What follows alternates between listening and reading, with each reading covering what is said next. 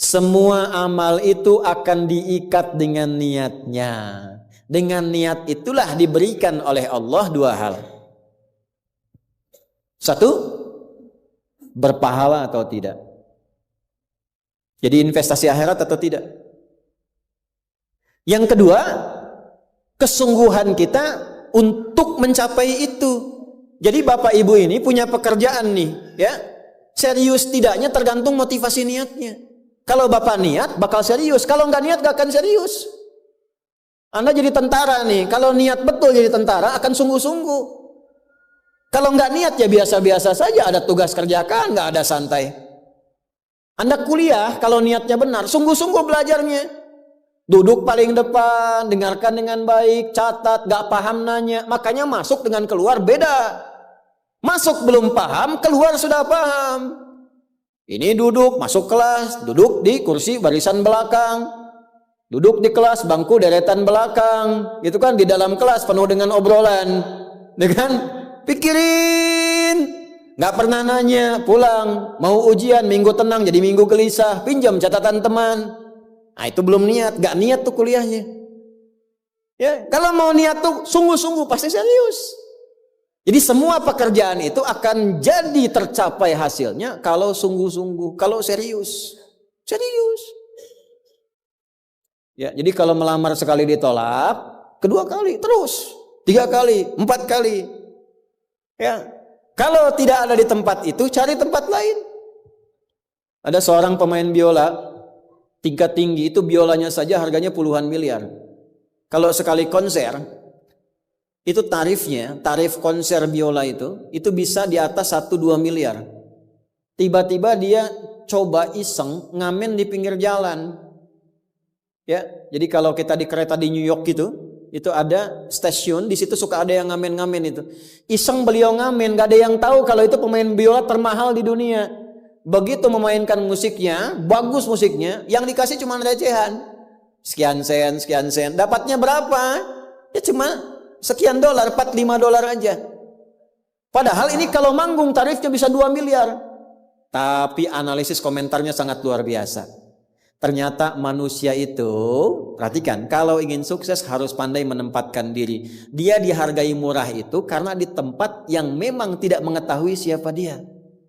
Ketika dia menempatkan diri pada tempatnya, maka berharga nilainya di hadapan Allah.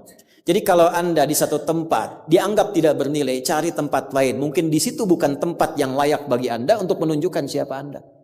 Tapi mesti serius. Itulah sebabnya ada sa'i. Apa itu sa'i? Ayo rali-rali kecil. Terus lari-lari besar apa? Maraton. Sa'i dari kata sa'a, artinya sungguh-sungguh, serius mencapai peluang, naik ke atas bukit untuk melihat dengan jernih ke rahmah, ya, lihat dari sofa sampai marwah dengan sifat rahmah. Marwah itu puncak tertinggi yang ingin diraih. Maka gunakan dengan sa'i, sungguh-sungguh serius. Kalau lihat peluang kejar walaupun dengan berlari. Kalau nyampe nggak ketemu, balik lagi walaupun sampai bolak-balik. Pada akhirnya pasti ditemukan yang cocok dengan kita. Sungguh-sungguh. Nah ini Jadi kalau Anda ingin serius, ingin sukses, ya, mencapai sesuatu apapun serius. Yang sekolah serius nih, ya, perwira mau sekolah serius, ya, jangan mengandalkan joki. Ayo serius supaya ilmunya benar, ya, urutkan. Anda juga sama nih yang di kampus-kampus dan sebagainya tuh, ya, kuliah yang betul. Kan mau Indonesia emas tuh 2045. Bagaimana bisa dapat emas kalau nggak sungguh-sungguh? Itu yang kemarin PON tuh, kalau nggak serius nggak dapat emas. Nah yang kedua begini, kalau cuman pakai yang pertama, yang belum beriman pun dapat itu.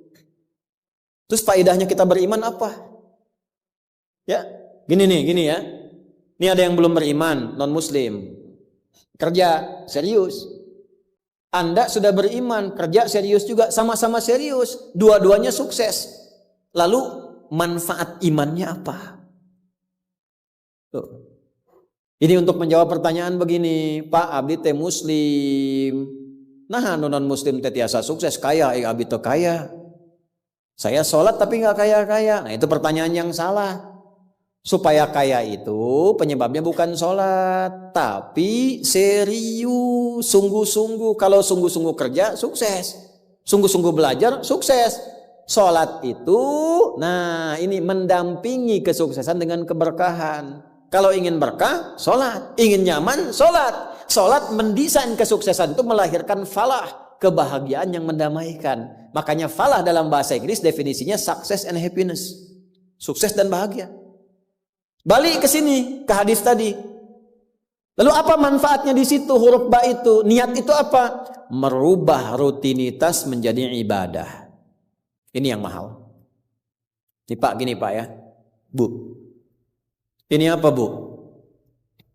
Gelas. Isinya air. Fungsi air itu menghilangkan haus. Caranya minum. Tiap hari kita itu minum.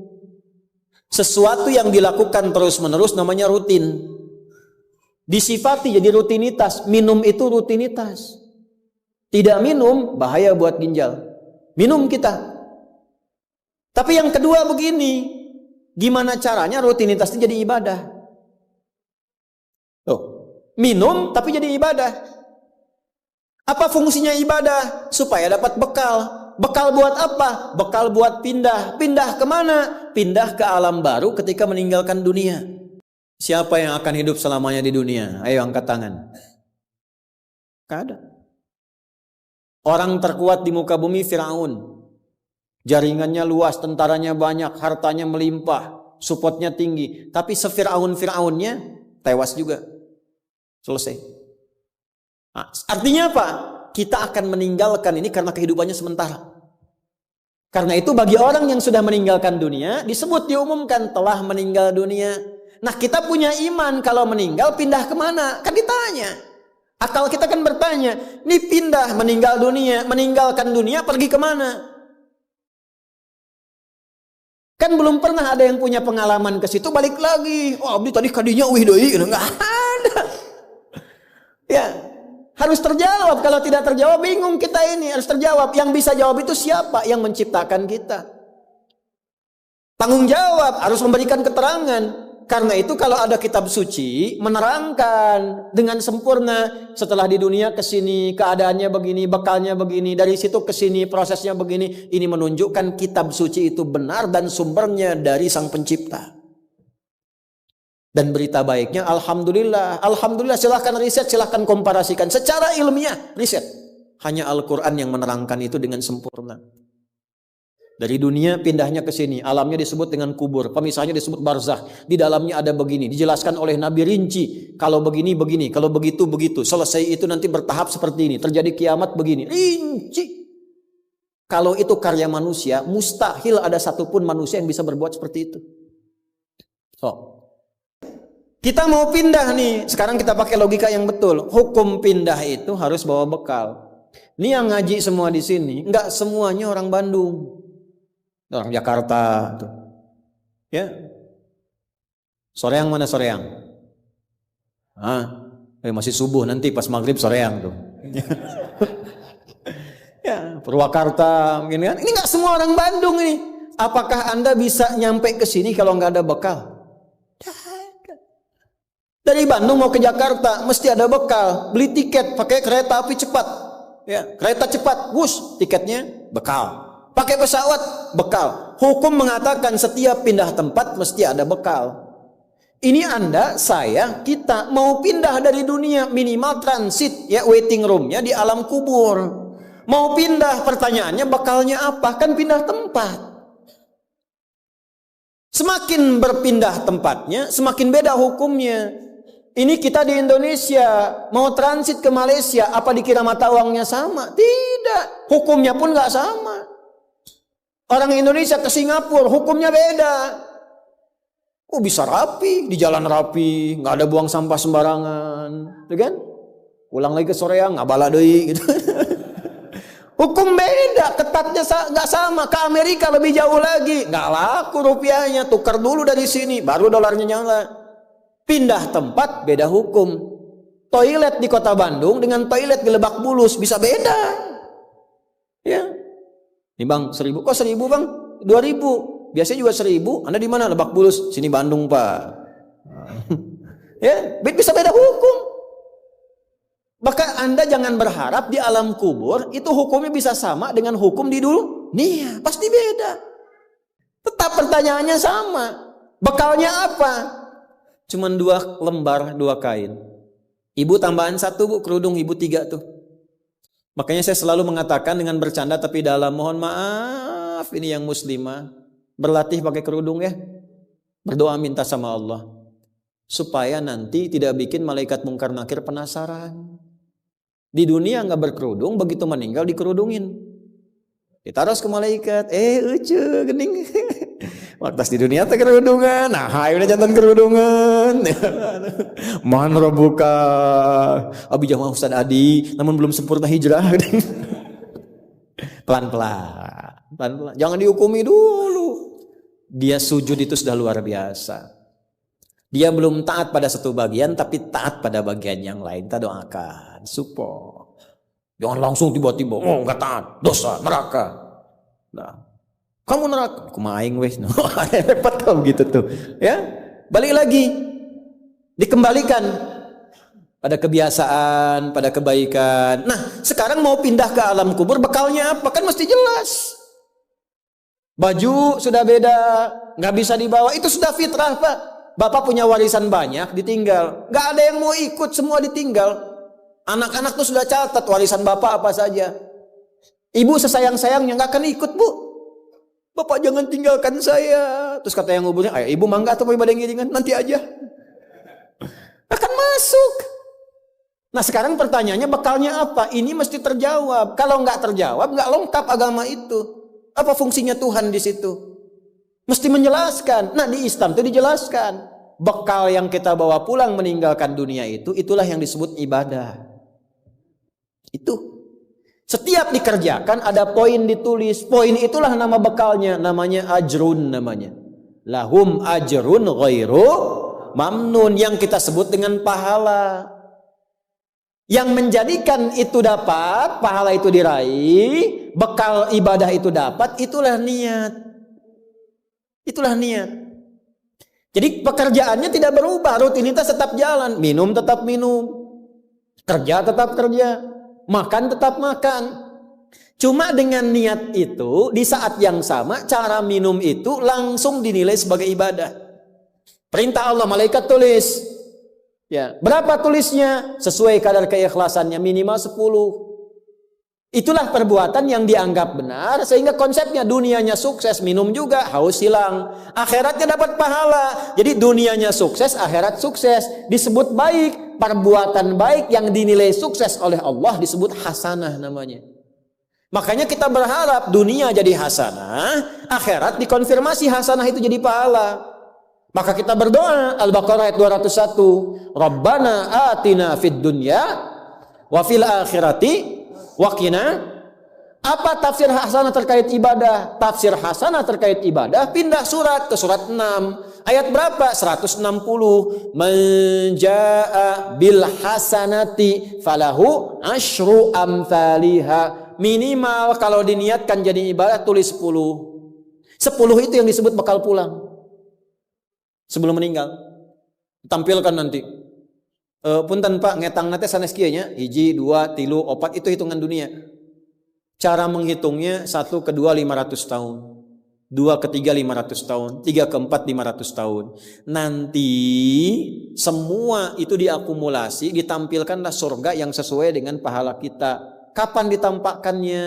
Saat sakaratul maut sebelum meninggal.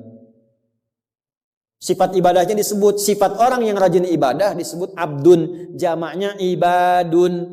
Ketika mau meninggal ditampakkan, karena ditampakkan tenang dia. Nyawanya tenang, jiwanya nyaman. Sifat jiwa yang dilatih ibadah saat latihan disebut tumakninah. Ruku anjeun, jangan dulu i'tidal sampai tumakninah. Sujud jangan bangkit dulu sampai tumakninah. Kebiasaan tumakninah punya sifat namanya mutmainnah. Makanya saat akan meninggal disebut ibadahnya, disebut mutmainahnya. Di mana? Quran surah 89 ayat berapa? Ayat 27 sampai 30. Ya ayyatuhan nafsul mutmainnah irji'i ila rabbiki radiyatan mardiyah fadkhuli fi ibadi, disebut ibadnya. Wadkhuli jannati, ditampakkan surganya. Ini surganya anjeun teh ieu tina amalan-amalan yang telah dilakukan selama hidup. Kalau yang nggak ada bekal, tampaknya yang jelek-jelek sesuai kebiasaannya. Ya. Kebiasaan dugem ditampakkan lenggel. Ini bingung, la ilaha illallah, geleng lagi, la ilaha geleng lagi. Yang biasa tahlil, biasa ngaji, wafat sesuai kebiasaan, sesuai ajalnya. Tampak. Nah, sekarang untuk mencari bekal itu bagaimana? Niatkan menjadi ibadah.